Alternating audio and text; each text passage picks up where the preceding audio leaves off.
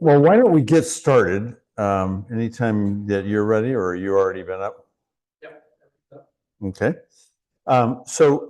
Great Decisions is a program that I ran across in 2001. It wasn't new then. It's been around since for quite a while, since the 70s. It's put together each year by a group called the Foreign Policy Association, which is a bunch of retired State Department people, as far as I can tell. They issue it every year. There are always 8 discussion topics. And they really cover a full range of things. What happened in 2001, you might recall, was there was a terrorist attack on the United States.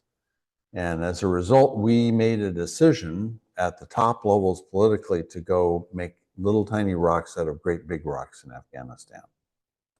We bombed, we did all kinds of things. I was really frustrated by that decision. I couldn't see that that was going to benefit the United States in any way, but there didn't seem to be any way to respond to that.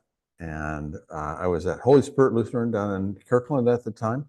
We, after expressing my frustration to the pastor for more than he wanted to listen to, I'm sure, we started looking around for something that would give us a way to have a discussion about this and a civil discourse about it. So we found Great Decisions. We started that in 2002, I think was the first time, because we were too late really to get going in 2001, and did the full course then. It wasn't very well attended. There was only like 12 of us in the group, I think, that first year. But it grew, and it's still ongoing every year at Holy Spirit. So I'm hoping to get that going here, because I found myself in a similar position. I was frustrated after January 20th, and I wanted an opportunity to have discourse with other people about it. So if I could have that second slide. What we found was this is an opportunity to practice civil discourse. Oh, please come on in. And civil discourse, I've got some tenets of civil discourse later on in the presentation. We can talk about that. It's also to learn about foreign policy thinking and decision making. And there's, yes, yeah. Oh, so you want to preach? I'll step aside. You can take over. I'm Bob. Sorry. You just lead. I am preaching to the choir, I suspect. Yeah. So learning about foreign policy thinking and how they do decision making used to apply in a particular way. I'm not sure what applies today. I think our foreign policy decision making has shifted pretty dramatically after January 20th as well. And finally, for us, through discussion, to compare and contrast different approaches to U.S. global relations. Next one. The Foreign Policy Association, this is their announcement page. John Eikenberry was the one who kind of led their efforts this year. He's the Milbank Professor of Politics and International Affairs at Princeton. So one of those intellectual elites that has helped us make good and bad decisions over the last bit. Eikenberry ranked among the top scholars who produced the best and most interesting work in international relations this last year. So I've got a little video here that will come up next. And there we go. And let's watch that. Welcome, ladies and gentlemen, to the Great Decisions Masterclass. My name is Jeffrey Morton. I've been a professor at Florida Atlantic University for the past 3 decades, and it is my pleasure to annually host the Great Decisions Masterclass. It is brought to you courtesy of the Foreign Policy Association, which for more than a century has promoted an open public discourse in world affairs and U.S. foreign policy. The signature publication of the association is its Great Decisions Handbook. 8 foreign policy challenges, or great decisions, are selected annually. Experts in the field, from policymakers to academics, draft a mini-chapter on each of the 8 topics. This video lecture series is designed to supplement the Great Decisions Handbook. For information about the FPA, including how to join, to order materials for Great Decisions, please visit fpa.org. A question I'm often asked about foreign policy is how do you discuss it in an era of such high polarization? The key is to focus on the issue itself. You should read the handbook, review the video lecture, and then break out into small groups to discuss the issue. This is the typical format for Great Decisions nationwide, where more than 3,000 groups participate each and every year. You can locate a group near you. You can also create your own Great Decisions group. Please feel free to reach out to the FPA for assistance. When it comes to talking politics, however, the focus really has to be on the issue. And rather than asking which political party or candidate supports it, think about the importance of the issue for the whole of the United States.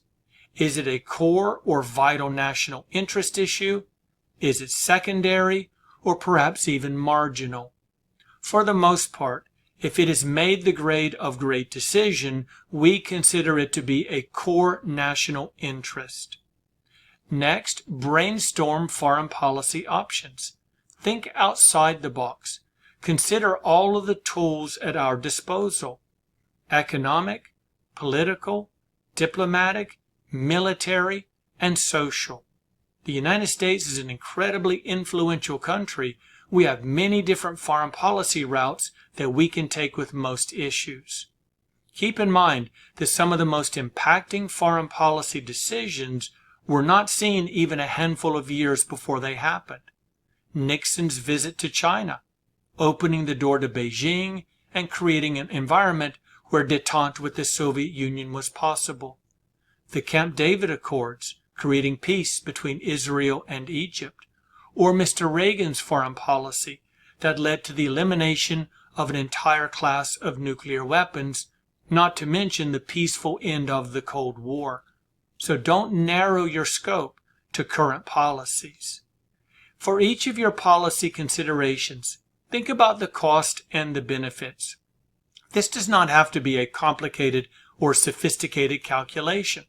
Just think about how this would benefit us and also the cost involved. Next, ballpark the chance of success.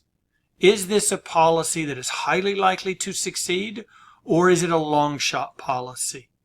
And then finally and importantly, you and your group should think about the implications of the path that we are about to take. What does it mean not only for ourselves and the target, but also third parties as well? I'd like to give you an example here.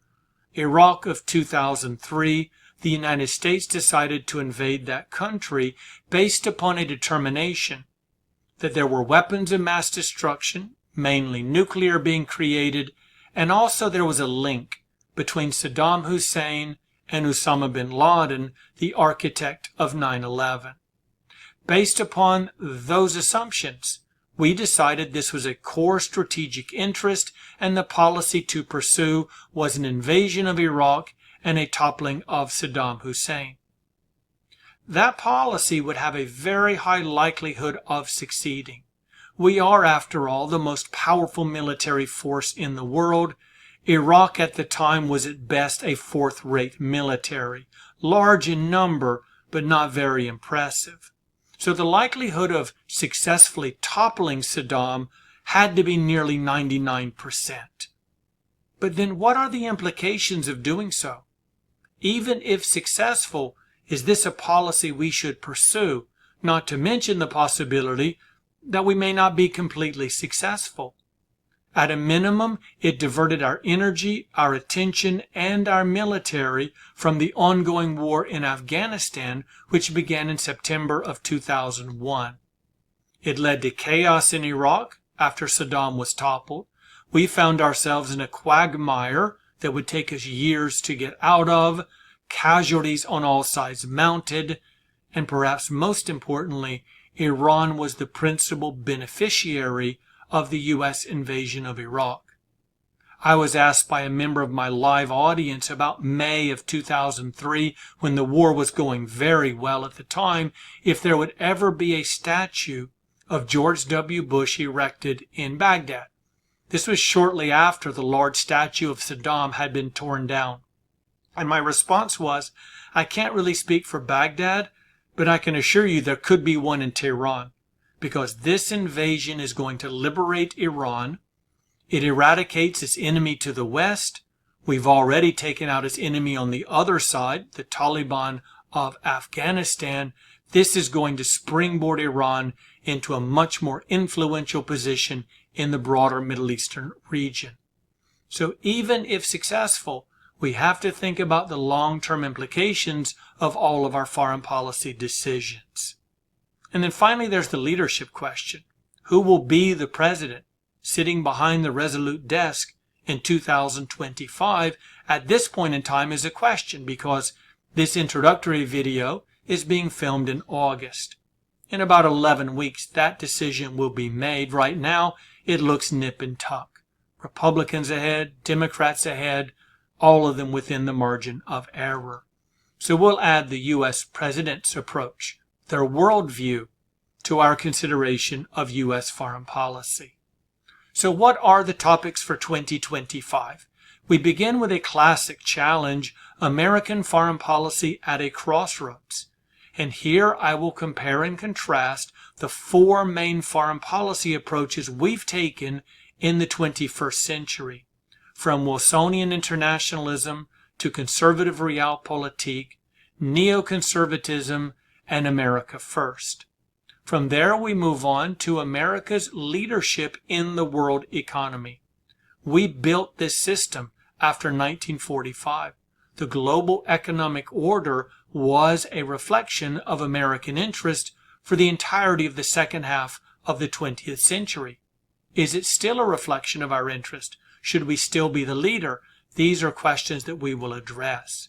We then turn to the most important bilateral relationship of the 21st century, U.S. and China, followed by a consideration of climate change, with a focus on cooperative efforts. Should we go big picture and international, work with other countries? Should we act unilaterally? From there, we turn our attention to Europe and the security of our most important ally after World War II. We'll look at NATO and the ongoing war in Ukraine, followed by a lecture on artificial intelligence. India occupies topic number 7. And then finally, we look at the post-Gaza era in the Middle East. What happens once this war is over? What are American interests? What should we pursue as a policy? And how stable can this region ever be?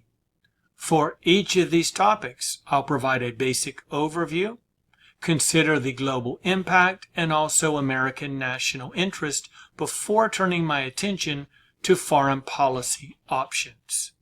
We do hope that you'll join us for Great Decisions 2025, including this video lecture series masterclass. Please visit FPA for access to all the materials. Until next time, stay engaged and make great decisions. Thank you. Next slide. Okay, this is actually what's in the book. So the ordering that he had in that video is a little bit off from what's in the book, and I prefer to follow this order so we can just kind of go through, but it's the same topics that he described. And we'll make sure that the videos line up so we don't get out of whack there. The American foreign policy in the Middle East is going to be a very interesting discussion, I think, because he was assuming that war would be over by the time we talked about it. Oops, I'm out of the. Thank you. Oops, I can't wander. Yeah, thank you very much.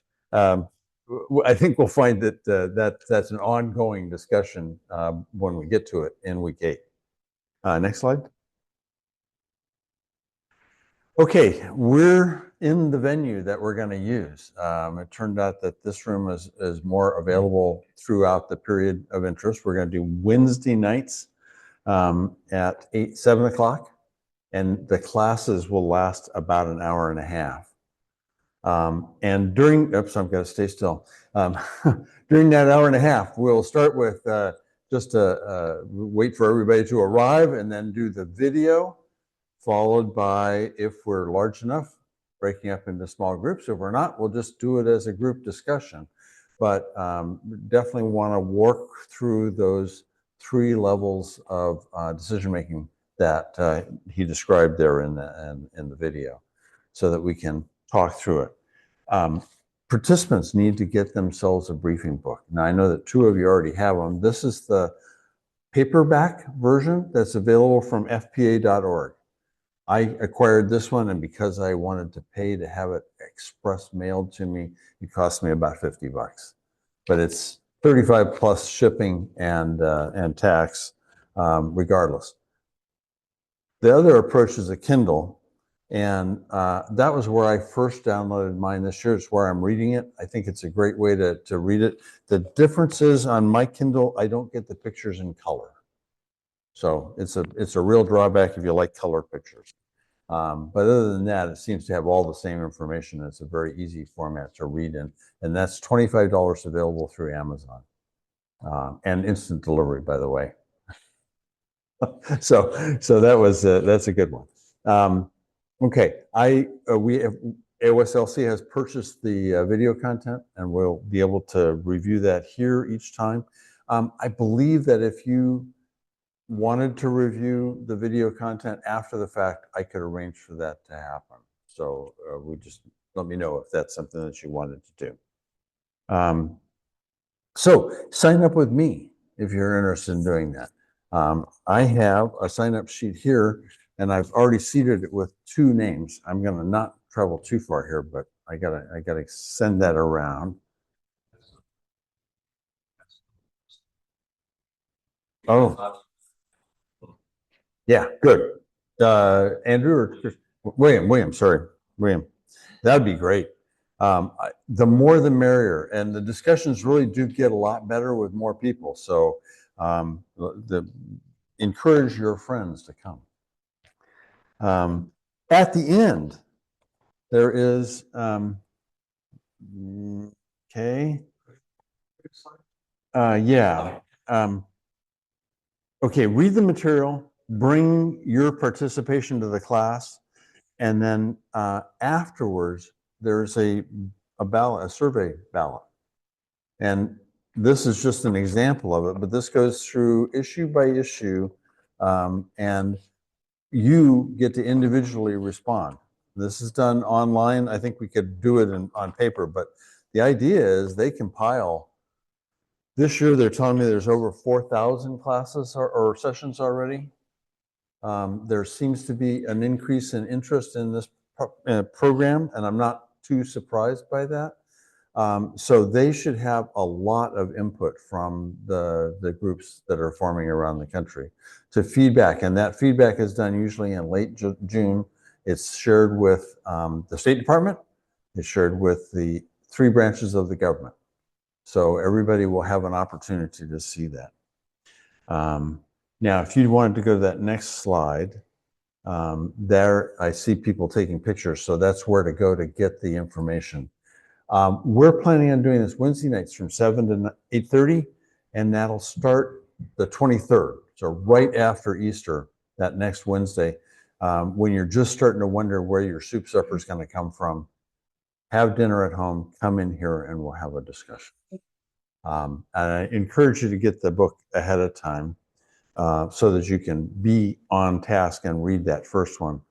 I found that first article, I don't know if either of you have read in it yet, but wow, that was a good exposition for me to review that historical sequence of how the United States has dealt with the rest of the world and how the rest of the world has responded to us, from Wilsonian diplomacy right on through to whatever we're doing now, which I don't think falls into one of the 4 historical categories.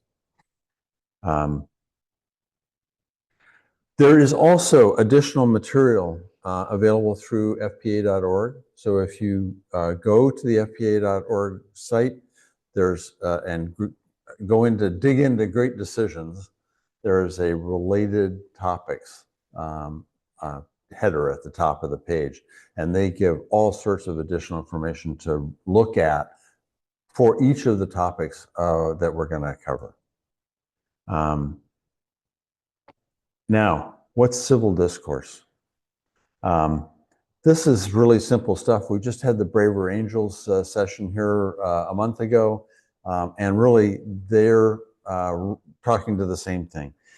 You need to wait to be recognized, so we're not trying to talk over each other. Don't interrupt. Listen for content in the statements that are being made. Even if you don't agree, the content has the value, and it helps to maybe format your response. Are you guys getting an emergency alert there? No, it's both of you seem to be getting it at the same time. So, sorry. Sorry. Stay with the discussion, but as you're listening to input, it'd be really good if you can understand how other people feel, so that you can frame your response. Relate your comments to those of the previous speakers. Don't get personal. It's not about the individual, it's about the idea. And so we're trying to make sure that we address ideas as we go along here. Differentiate between facts and opinions. This is going to be challenging. I think we are in the post-fact or after alternate facts or whatever are very real these days. And I think we need to see if we can't kind of ground our discussion in what's really happening. So maybe we can help each other police facts as we go. Listen more than you speak, and I'm sure there are other aspects of civil discourse that we'll learn as we go along here. Next slide there. That's how to sign up. You can email me, you can call me, you can do whatever you like. Sign up on the sheet if you like. And then what other questions can I address for you? Yes. But one briefing book is sufficient for 2 people to read. So yes, per household, I would say in that sense. But if we wanted to put together a lending library, we could probably do that too. Karen and I share our Kindle library, I guess. We have independent Kindles, but we're able to share the contents. So that automatically makes it household. And I don't know if you need to be my third cousin twice removed or something. I can. Other questions? Are they gonna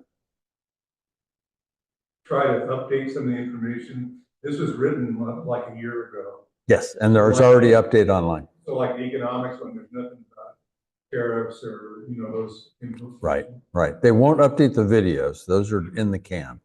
But already online, there's updates to the articles. Yeah, they're trying hard. I think FBA is probably very stressed right now because they've got a 50% increase in the number of groups already. There's a real groundswell response here, and the situation is changing so dramatically. How do you keep up? So it's going to be all done through the website, and I'll try and keep information flowing to you about what's new on the website, what's available. That's the advantage of something like foreign affairs, where they have weekly and monthly, so they've got easier to keep stuff current. Thank you. Oh, your writing surface got moved around. Got it. Anything else? I'm always available to answer questions. So send it to me on email or whatever. And as we collect the emails of everyone here, we'll get a kind of a group chat going on email. It's going to even be on the reader board, so we may have people that are completely outside of the church coming in. Yeah, that faces the street out here, and it'll be on the website. And- Churches. Okay, got it. Churches. And the website is so people. Yes. Yeah. And we are registered as a group, so we're probably also online through FPA as a local session. So that, hopefully we get plenty of response.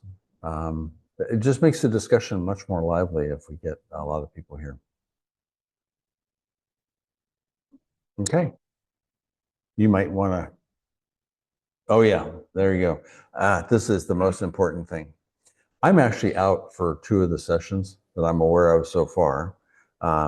May 7th, I'll be in Ashland watching, I think it's Fat Ham that night.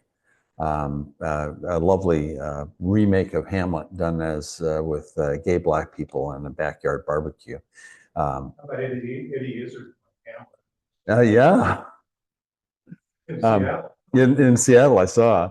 And then June 4th, I believe my wife has me scheduled to be out on the East Coast. I'm not quite sure. Okay.